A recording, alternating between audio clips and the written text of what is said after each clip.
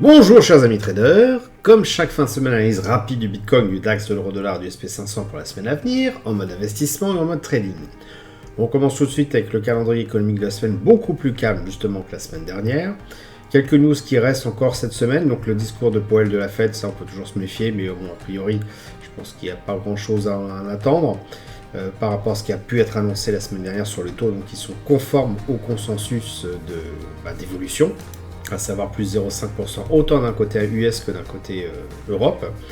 Donc on aura quelques news économiques sur la vente au détail en euros, sur la zone euro, qui peut être intéressant. Si vous faites joujou avec le DAX comme moi, vous avez le 9 février à 14h l'IPC allemand. Enfin, si bien sûr vous faites joujou, là encore, avec les paires de devises que sont GBP, CAD, vous aurez quelques statistiques vendredi en milieu d'après-midi. Allez, on commence tout de suite avec le Bitcoin exprimé en euros sur une base weekly. Et bien en fait, on est toujours dans le même contexte que la semaine dernière, c'est-à-dire en fait une stagnation, le prix n'a pratiquement pas bougé, les points sont au même niveau par rapport à la semaine dernière, donc ce qui confirme d'une certaine manière ce qu'on avait pu dire, à savoir qu'on est toujours dans ce tunnel baissier qu'on voyait dans l'unité de temps supérieure, le grand rectangle que l'on a ici, et que là on est revenu en mode zombie, et que tout simplement, voilà, il y a une grande hésitation, et pas de, je dirais, de scénario qui semble se dessiner. Donc ça risque encore de durer un petit moment, et c'est typiquement ce genre de mouvement, mode zombie, que j'évite de trader, moi, tout simplement parce que voilà, on ne peut pas l'exploiter même sur une unité de temps plus courte, il y a vraiment... Même si on s'amuse, je pense, à se mettre en une heure, on va rien voir du tout. Voilà, ça bouge très peu. Et bien sûr, sur une base plus long terme, on ne peut pas non plus savoir si l'issue sera à la hausse ou à la baisse. Même si, moi, pour mon avis purement personnel, j'ai quand même plutôt un biais baissier où le prix retournerait dans le rectangle initial tant que, évidemment, on n'a pas invalidé cette baisse-là qui, pour l'instant, voilà, est toujours d'actualité.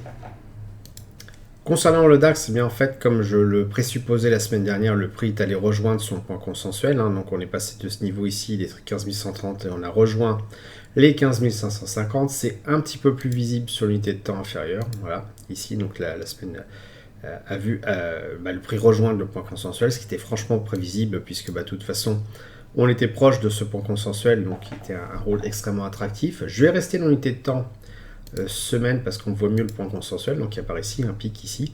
Qu'est-ce qui peut se passer pour le DAX la semaine prochaine? Comme d'habitude, 3 cas de figure, avec quand même un scénario qui est plus probable que les autres. On est sur un point consensuel, donc il y a de fortes chances qu'on y reste. Ça veut dire que le prix peut se mettre vraisemblablement à osciller de part et d'autre de ce niveau-là, donc peut-être faire quelque chose comme ça. Ça peut être un peu plus large, c'est-à-dire qu'on peut avoir une évolution du prix, je vais mettre des flèches qui peut se faire comme ceci, hop, voilà, hop, comme ceci, voilà. On peut avoir ce genre de choses, on ne sait pas trop. Ce qu'il faut guetter, en fait, c'est le comportement du prix au niveau de ces niveaux-là, en rose, donc 16 290 qui est une résistance, ou, hop, 14 810 qui est un support, parce que si jamais le prix se met à casser cette résistance-là, à ce moment-là, il y a de fortes chances que ça continue à la hausse. À l'inverse, si le prix se met à casser le support, il y a de fortes chances qu'il aille rejoindre le point consensuel en dessous, donc les 13 960. Donc je dirais pour la semaine prochaine, on va guetter un peu ce que fait le prix de la manière dont il s'écarte de la zone consensuelle actuelle de 15 550. Et c'est en fonction de ça qu'on pourra décider une stratégie soit de fading en range, donc c'est-à-dire sur une unité de temps plus courte, peut-être en une heure, soit de voir si on a une cassure à la hausse, de reprendre un petit peu du DAX sur le long terme. Ou à l'inverse, si la cassure de ce support-là se fait vers le bas, eh bien d'envisager un retour sur les 13 990 pour le DAX. Et puisqu'il faut se mouiller, moi je serais tenté de dire que c'est plutôt un scénario haussier que j'envisage, tout simplement parce que voilà, on a un RSI au-dessus de sa zone de neutralité qui rebondit dessus sur le RSI. Donc il y a de fortes chances que ça continue, auquel cas, ce que je vais faire, je vais nettoyer un peu le graphique pour faire apparaître ce que moi j'estime potentiel comme cas de figure la semaine prochaine, en sachant qu'on peut quand même avoir une petite oscillation, il ne faut pas être sectaire, on peut avoir quelque chose comme ça avant de décoller. Voilà. Donc on verra la semaine prochaine si ce pronostic était le bon.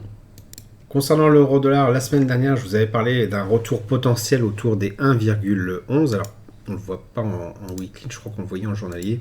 Ouais, c'était un peu plus visible en journalier. Pourquoi? Eh bien tout simplement parce que ce niveau-là correspondait à une résistance. Hein. Bah, je suis pile dessus là. Hop. Alors c'est pas 11, c'est 1,10,32, 1,10,40. Et alors peut-être, ou alors faut que j'anti-zoome un peu plus, voilà, comme ça. Oui, j'avais estimé que le point était aux alentours des 1,11, donc quelque chose comme ça ici, tout simplement parce qu'ici il y avait un vrai creux dans le point consensuel. Là on s'est approché au plus haut à, que je dise pas de bêtises, 1,13, 1,103, donc pas exactement 1,11 encore, mais bon, on s'en est approché, on est dans cette philosophie-là. Et de toute façon, rien n'est encore perdu. On voit pour la hausse, hein, on voit qu'on a un point consensuel qui apparaît ici, sur les 1,085. Donc un point qui a très rapidement attiré le prix dessus. Donc bon, rejoindre les 1,11, ça me paraît un petit peu maintenant compliqué. Qu'est-ce qui peut se passer la semaine prochaine? On a un peu moins d'effet d'annonce, donc on va avoir une mécanique un peu plus classique du fonctionnement du prix. Donc une oscillation a priori autour de ce point consensuel de part et d'autre, donc sur une zone à peu près comme ça. On risque d'avoir cette évolution-là. Je sais que j'avais dit que je nettoierais mon graphique, je ne l'ai pas fait. C'est mal, je crois que je vais le faire tout de suite là. Attention, par magie, ça fait d'un claquement de doigts grâce au montage. Hop là, beaucoup plus clair. Donc une évolution certainement du prix comme ceci, hein, de part et d'autre de ce point consensuel et au sein de ce range-là, matérialisé par les creux de volume par prix de part et d'autre justement des points consensuels. Le 1,11 qui était ici me paraît un petit peu hors d'atteinte pour l'instant, donc on va certainement se mettre à osciller avant probablement soit de monter, soit de redescendre. Jusque là je ne me mouille pas. Le RSI toujours au-dessus de sa zone de neutralité en unité de temps journalière. En unité de temps hebdomadaire, on voit qu'il est passé au-dessus, hein, le RSI. Donc il y a fort à parier que on a un retournement en cours. Il faut voir si le RSI, quand il va revenir sur les 50, si il rebondit dessus ou pas. S'il rebondit, eh bien oui, on aura un tunnel, quelque chose comme ça, qui va s'orienter à la hausse comme ça. J'essaie de pas trop surcharger le graphique. On va avoir quelque chose comme ça. Et évidemment, si le prix repart sous les 50, on aura plutôt une oscillation dans un tunnel, voilà, quelque chose comme ça. Je ne vais pas le dessiner parce que le schéma est déjà bien chargé, mais voilà un petit peu l'idée sur le long terme. Et du coup, voilà, je pense à une oscillation, une hésitation la semaine prochaine, avant, ça c'est mon scénario, j'ai aucune preuve pour l'instant, avant une continuité, une continuation du mouvement du prix à la hausse. La correction peut être assez costaud, puisqu'on est quand même voilà, monté d'une seule traite, hein, pratiquement depuis le mois de novembre, octobre-novembre dernier. Donc ça tente peut-être une correction avant de reprendre la hausse, tout à fait envisageable. Donc à voir. Bon, on voit quand même que le prix s'est quand même resserré dans son évolution, donc on a un petit peu moins de volatilité. Je dirais que la semaine prochaine va être certainement calme et que c'est pas forcément, vraiment d'un événement pas prévu, et c'est pas forcément l'idéal pour trader l'euro-dollar. La plupart des analystes fondamentaux pensent que l'euro est une cochonnerie, hein, par rapport au dollar et qui va certainement rebaisser. C'est tout à fait possible. Enfin bon, ils disent ça quand même depuis le mois de novembre, et on s'est quand même pris une hausse, une correction dans la baisse, hein, donc une reprise à la hausse de 15%. Donc effectivement, dire que l'euro est pourri, oui, ça engage que, mais on voit bien que sur le graphique, le prix est quand même bien remonté.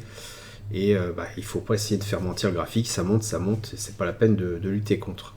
Donc pour répondre concrètement à la question sur quoi faire avec l'euro la semaine prochaine, je dirais rien du tout. On attend de voir ce qui se passe à l'issue de la consolidation potentielle qui est en cours, savoir si on va continuer à la hausse ou, moi qui me semble quand même plus probable, c'est qu'on ait une correction un peu plus importante avant qu'on puisse statuer si on fait une reprise à la hausse ou pas sur l'euro.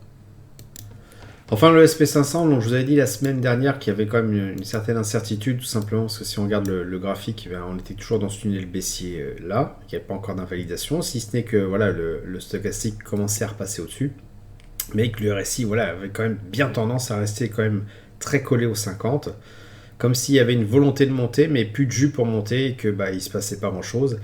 Et eh bien, je dirais cette semaine, par rapport à la semaine dernière, on a un petit peu remonté, on a un petit peu ressorti par rapport à ce tunnel baissier-là, mais on n'a pas encore invalidé le tunnel. C'est-à-dire qu'il faut vraiment que ça casse beaucoup plus fort. Et pourtant, il y a du volume, mais voilà, ça a du mal à monter. Sur une base journalière, c'est un petit peu plus clair, même si le graphique est super chargé. C'est un petit peu plus clair, je vais nettoyer un peu quand même tout le bazar.